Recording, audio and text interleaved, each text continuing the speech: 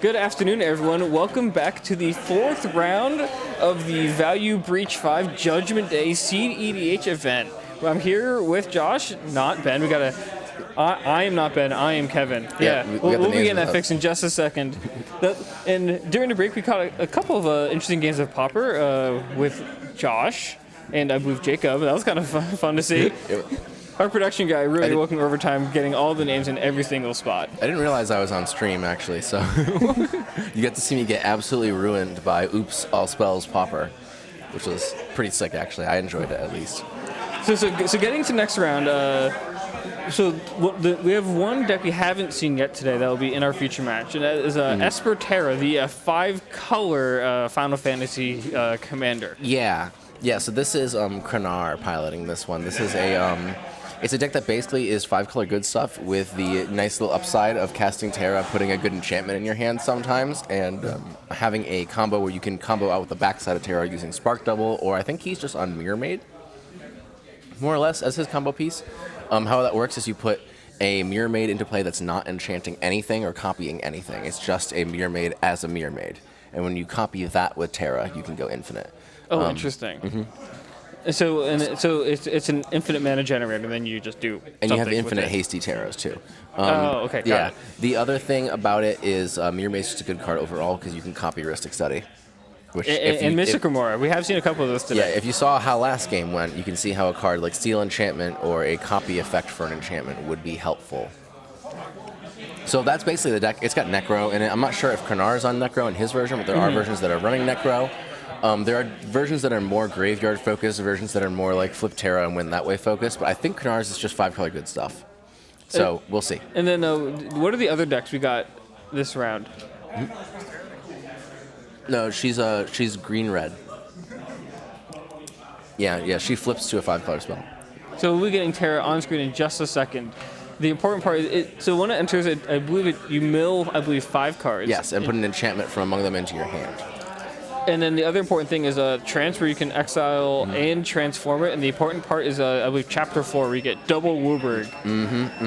One of the cool things that people are doing with this deck is they're playing Food Chain. You can mill your Food Chain, put it back into your hand, then use Food Chain to infinitely cast Terra, get a Gloom Streaker, put that into your hand, and then go off from there. Gloom Streaker being a creature that you can cast with your Food Chain mana to get your Underworld Breach back. The other thing people are doing is comboing with the end of this card here. Create a token that's a copy of target non-legendary enchantment you control. When you do that, you copy the Mirror Maid, which enters the copy of Esper Terra, which then continues going that way. So you get to see an infinite creature combo on this side. I don't think we're going to see that this game. I think we're going to see Underworld Breach. I think that's how this deck is going to win. If it does go for it, it's going to be hard-pressed winning through this Wandering Minstrel deck, which we've already seen, this T&K deck, which we've already seen, and known good deck in the format, Clark Sakashima, with a very experienced pilot, Dan, on it. I've been playing... Dan was at Punt City 1 with me playing this exact same deck, so he is a tried and true pilot. He's very, very skilled. So this will be a tough pod to crack. And this T&K player off to the races on their first turn with a Soul Ring and a Mox Opal and Amber with another creature which That's Taru, one of the new Final Fantasy cards. So once per turn, you make a tap treasure when someone draws when it's not their turn. So all of the mana, and skill with a Dranith Magistrate, that's actually, all on turn 1. That's surprising that we're seeing, it's turn 2, but it's turn 1, but someone else went first, you're right. It's surprising that we're seeing Dranith Magistrate at all. The card is not very well played, not played very much in the format anymore. It's a card that kind of got kept from a lot of decks, especially for silence effects, which people are using in favor as they're proactive and disruptive. You don't really see Dranith outside of Stacks decks. Although turn 1 Dranith getting ahead of all the commanders is definitely a big nuisance. They'll have to be removed before anyone can really make their big winning moves. Yeah, that really hurts the Terra deck especially. The Deathrat Shaman, not a bad one, though this T&K player clearly ahead of everyone else currently. Yep, Wandering Minstrel just playing a land and passing. They're probably getting a Surveil. Mana Confluence. Sure. Here it is. We're going to see Krark now. No Krark. Interesting. Well, can't play Krark as a Dranith Magistrate, you're right. holding it hostage. I'm so silly. I don't know what I'm talking about. That's why I'm here. I got your back. Don't worry. Thank you. I was thinking about all the things they can't do besides casting their commander, like casting their Underworld Breach cards or doing Food Chain if they have it, but... I'm gonna float a colorless and cast Timna. There's the Timna. TNK pointing out that they can cast their commanders, other people cannot. Fair and balanced. So now, the Giant Magistrate, very relevant for being a creature, starting to get this card advantage flowing while no one else really has a lot going on. Yeah, and we're putting out Bowmasters now instead of waiting for some of the draw cards, just to use that floating mana, really indicating to us that the TNK player believes that he can just power through with this board state and drown everyone in card advantage and mana advantage here. I think waiting for the Bowmaster to potentially snipe the Deathrite Shaman would indicate that he is a little bit more concerned about what his opponents are doing, but just playing it now and saving the mana, I think shows that he just wants to go in there. He just wants to get ahead as quick as possible and draw as many cards that Timna before his opponents can get going and win. And there's another point of just using your mana efficiently. In such a high competitive format like this, any sort of mana you're leaving on a table is really an advantage you're leaving behind. So if you got the mana floating, may as well use it. That's true. Although sometimes it's good to wait for later, it's often good just to eke out as much value as you can when you can before you start getting interacted with. With everybody probably hyper-focused on removing that Giant Magistrate, he can really expand his board into doing other things. As long as he's not getting board wiped, that would suck. He could play a lot of good creatures. What kind of board wipes do you think these other decks are potentially playing? Like, they're like Toxic Deluge or something? Delay Blast Fireball is one I wouldn't be surprised seeing here with all these red decks. It just destroys. It's 2 damage to each creature you don't control and each player. If it's cast from exile, it's 5. That's a common one. I wouldn't be surprised to see, like you said, Toxic Deluge. Cyclonic Rift is one that I wouldn't be surprised to see as well. Seems good. There's a few others that are a little bit lesser played, but those are the main ones. You might even see a Dam out of either of the 5-color decks. I wouldn't be surprised if the Terra deck especially was on Dam.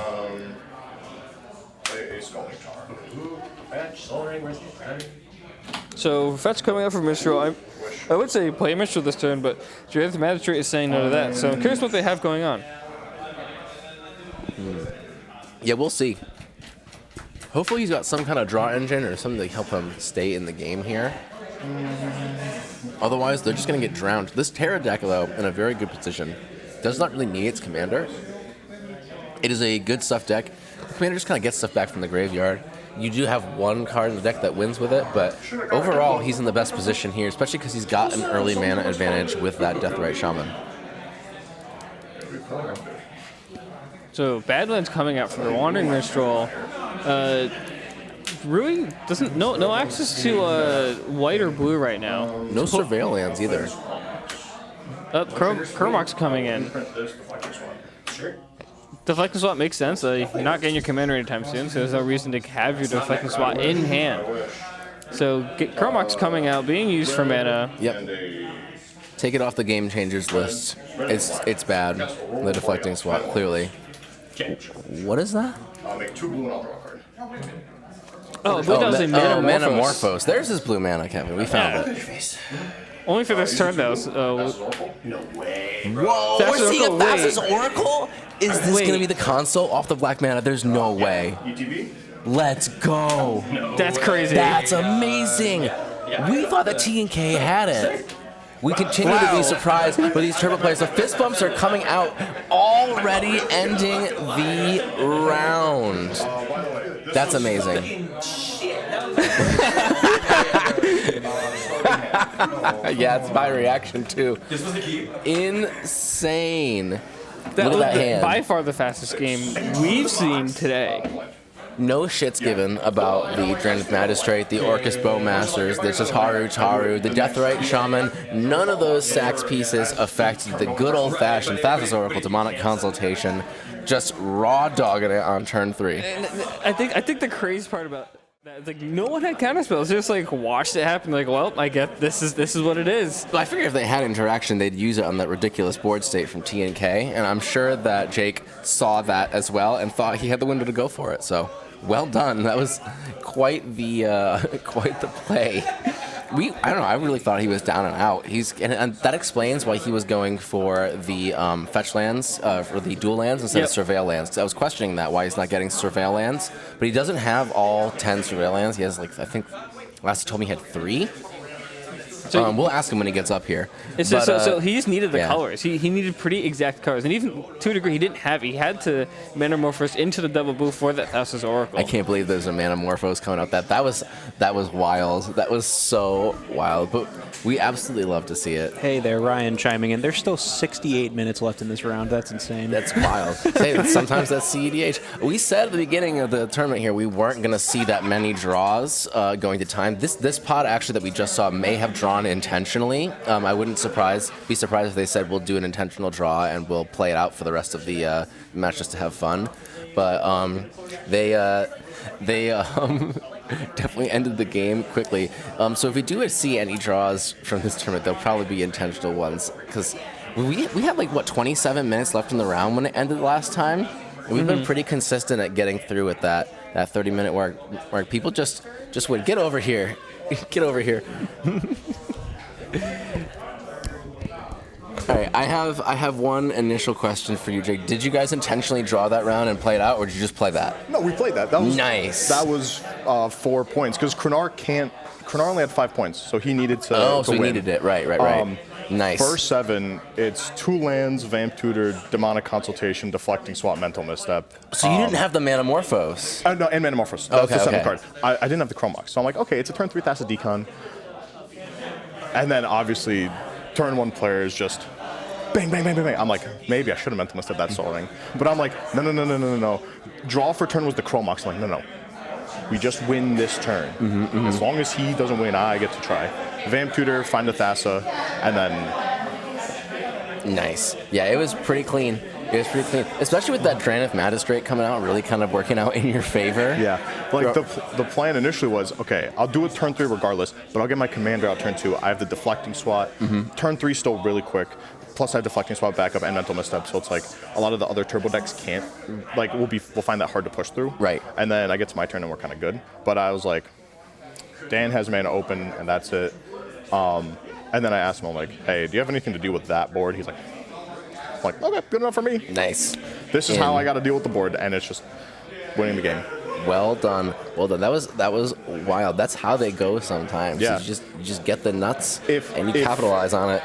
The biggest thing was if anybody had anything, I knew it would be Krenar, and I would be very upset because I'm like, if anyone has it, it's going to be Krenar's like, Force of Will, pitch this, Ristic Study, Jake, you ruined everything. And then it goes around to the first pot, and he's just like, I had Silence, Demonic Tutor, Decon. I was ripping it. I'm like, okay. We love that. Yeah. We spent a lot of time talking about Krenar's deck because he's the only one you haven't seen yet, and then we ended up just seeing a Deathrite Shaman. Yeah. Well, that deck is very cool. I feel like, so Krenar's part of my local play group. We play with him all the time. I think that he's testing a lot of cards.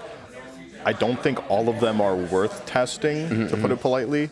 He makes some very, very unique choices with his deck construction, so I wouldn't use his as like a base template, but I think Terra is great. I think like Mill 5 is so powerful in the just like in any strategy, and then there's so many good enchantments in the format that it's like, okay, I'm filling up my graveyard for Underworld Breach. I hit the Underworld Breach. I hit Ristic Study, Smelter, like the list goes on and on and on. Yeah, there's so many good enchantments, and they just go to hand. It's scary too because there's multiple combos that you can do with the commander as well. On top of that, it's a deck that you have to like. When you we know how Krenar's deck works because we play against it, but when you see a Terra deck in the wild, it's like how am I preparing for this? Do I have to watch your graveyard for like food chain stuff? Do I have to watch you just slamming an Underworld Breach? Are you going to throw me off of everything and just gnaws? Like she's also 3 mana too, which puts her in range to run a lot of the rituals that sack your commander. And like it's scary. One of the things that I do think are worth running. This is a more high CMC win con, but technically, if you flip Terra. You could have her be a copy of something else. If you have Spark Double, you just have infinite Terras, and they all have haste, and they're all 8/8s. So you just go, I flip Terra, I make a copy of my Ristic Study or my Smothering Tithe for the turn. So if you try to interact with the rest of the combo, I get value regardless. And then bang, here's Spark Double, infinite Terras. Yep. We were talking about that. I think Krenar's on that with Mirror Maid instead of Spark Double, which is a little bit more convoluted, but it still works because I think Spark Double only copies your creatures, right? So Yes. it's a little bit worse than the 99. I'm pretty sure he's on both, because Spark Double makes it so that it's not legendary. Right. So you could continue making non-legendary copies of it, so you could actually swing in. But the other thing that you could do is if you have the Mirror Maid, you essentially get infinite how do I put this?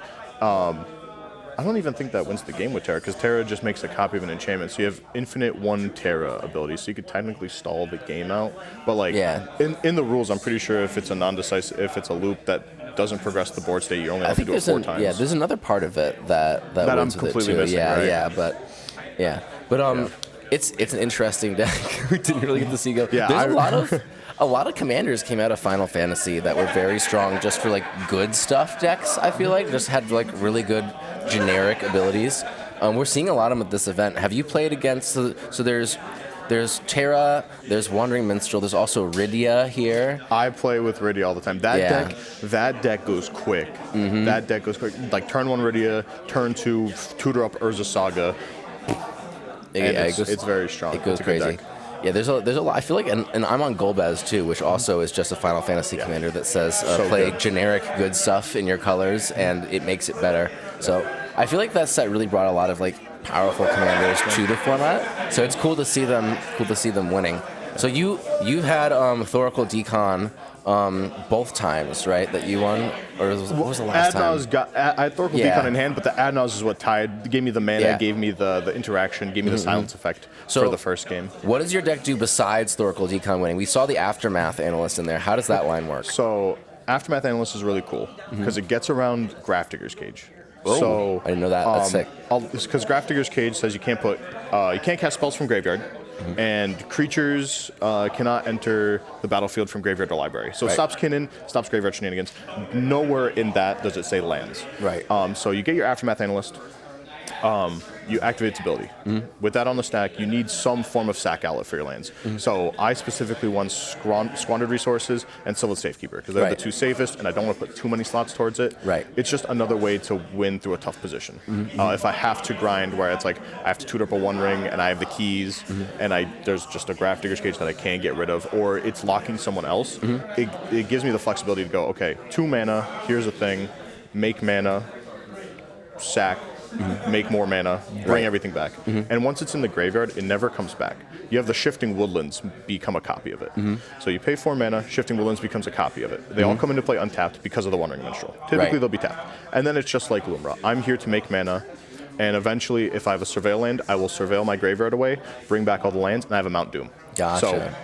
So I do that until I make enough mana to win the game, and then every subsequent flip of the Aftermath Analyst, Shifting Woodlands, will ping everybody for 1. Right, so you're getting back Shifting Woodlands with its own effect because it's the Aftermath Analyst on the battlefield and it's the Shifting Woodlands in the graveyard. Yep, so, and it sacrifices itself as cost. So even with that effect on the stack, it's already in the bin. So it's pretty cool. That's pretty sweet. Yeah. And then the other cool thing that it does is if someone has like 1 ring protection, that combo still wins because you eventually get to surveil your entire graveyard into your entire graveyard, and you have a bounce land, so you get Otawara. So now, okay, cool.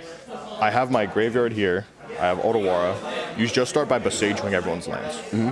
Cool. All their lands are gone. If they have basics, they get to keep a basic, however many they run, and then I get rid of everything.